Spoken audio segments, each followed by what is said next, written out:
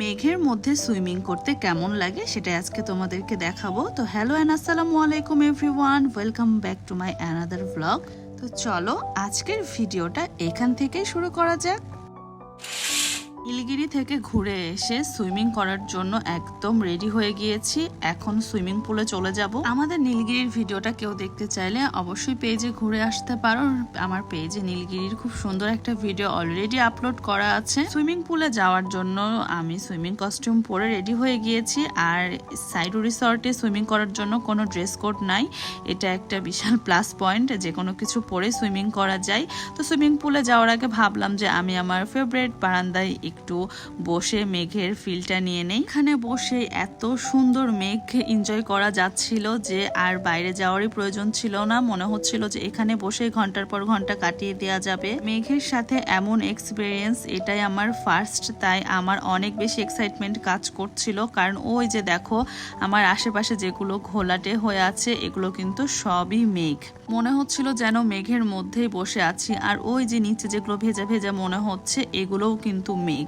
মানে মেঘের যেই অসাধারণ এক্সপিরিয়েন্স এটা আমি জাস্ট মুখে বলে বা ভাষায় বলে প্রকাশ করতে পারবো না।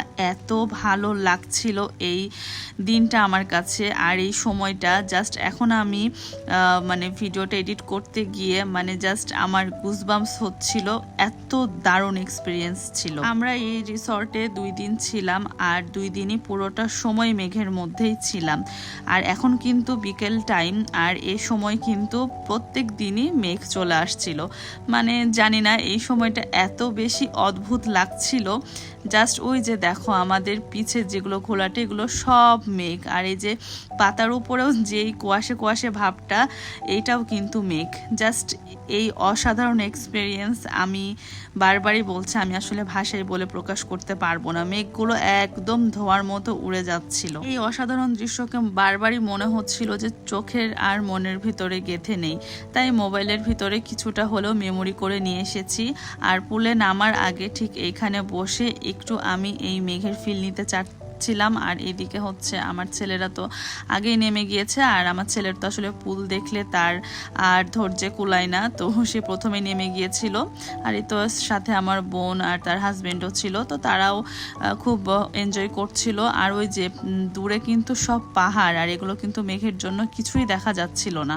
মেঘের সাথে এই নিদারুণ সময় পার করার অসাধারণ এক্সপিরিয়েন্স আমি জীবনেও ভুলবো না। এটা আমার লাইফ টাইম এক্সপিরিয়েন্স হয়ে থাকবে, কারণ এত সুন্দর দৃশ্য আমি আমার জীবনে কখনোই উপভোগ করিনি। আলহামদুলিল্লাহ সেই দিন যে এত বেশি ভালো লাগছিল, মেঘ আর সাথে বৃষ্টি আর সাথে এই যে এইভাবে পুলে গোসল করা, জাস্ট অসাধারণ একটা এক্সপিরিয়েন্স ছিল।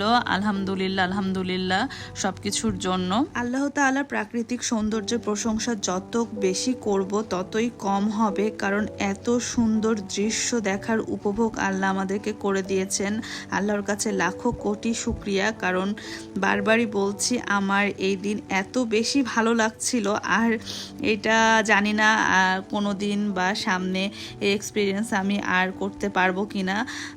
যা পেয়েছি আল্লাহর কাছে লাখো লাখো শুকরিয়া।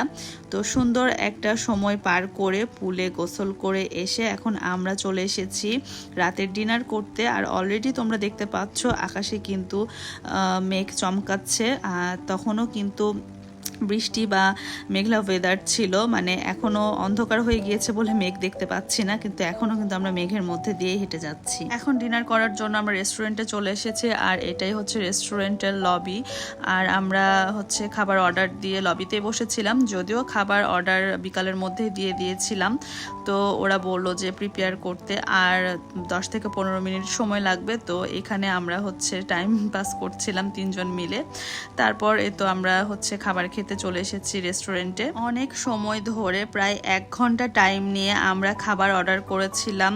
অনেক বেশি চিন্তা ভাবনা করে আমরা বিরিয়ানিটা অর্ডার করেছিলাম, কারণ এখানে বাংলা চাইনিজ সব কিছু খাবারই ট্রাই করা হয়ে গিয়েছে, শুধু বিরিয়ানিটা খাওয়া হয়েছিল না। তাই ভাবলাম যে বিরিয়ানিটা টেস্ট করে দেখি কেমন হয়, কিন্তু সেটাই মনে হয় ছিল আমাদের জীবনের সেরা ভুল। মানে এতক্ষণ ধরে এত চিন্তা ভাবনা করে আমরা আমাদের লাইফের ওয়ার্স্ট খাবার অর্ডার করেছি করেছিলাম। এই বিরিয়ানিটা খেয়ে আমি তো 3 দিনই তার শোক ভুলতে পারিনি। মানে বিরিয়ানিটা এত বেশি জঘন্য ছিল যা বলার বাইরে। বিরিয়ানিটাতে দিয়েছিল জাস্ট তার পরিমাণটা ভালোই ছিল, কিন্তু এটাতে এত বাজে স্মেল আসছিল, সাথে মাংসগুলো মনে হচ্ছিল প্রায় 2 থেকে 1 মাস আগের, মানে পুরা মাংস একটা বাসি বাসি গন্ধ আসছিল। যেহেতু এত বাজে খাবার ছিল আর এদের আবার সেকেন্ড টাইম অর্ডার করারও অপশন নাই, কারণ অর্ডার আগে থেকে করতে হয়। তো এত বাজে খাবার হওয়ার পরেও আমরা খাবারটা খেয়েছি, কারণ আমাদের খিদাও অনেক লেগে গিয়েছিল। কিন্তু ওই যে বললাম, এটা ছিল আমাদের লাইফের সব থেকে ওয়ার্স্ট ডিসিশন এবং ওয়ার্স্ট খাবার। এই খাবারটা শুধু জঘন্যই না, খেয়ে আমাদের সবারই পেট খারাপ হয়ে গিয়েছিল পরদিন। জীবনের সব থেকে বাজে খাবার খেয়ে মনকে সান্ত্বনা দেওয়ার জন্য রেস্টুরেন্টের বারান্দায় এসে বসেছিলাম প্রাকৃতিক দৃশ্য দেখবো বলে। এই সময়ও বাইরে বিদ্যুৎ চমকাচ্ছিল আর দৃশ্যটা বেশ ভালো লাগছিল। তো রাতের এই নিদারুণ দৃশ্য দেখতে দেখতে আমার ভিডিওটাও এখানেই শেষ করে দিলাম। তো সবাই ভালো থেকো, সুস্থ থেকো, আল্লাহ হাফেজ।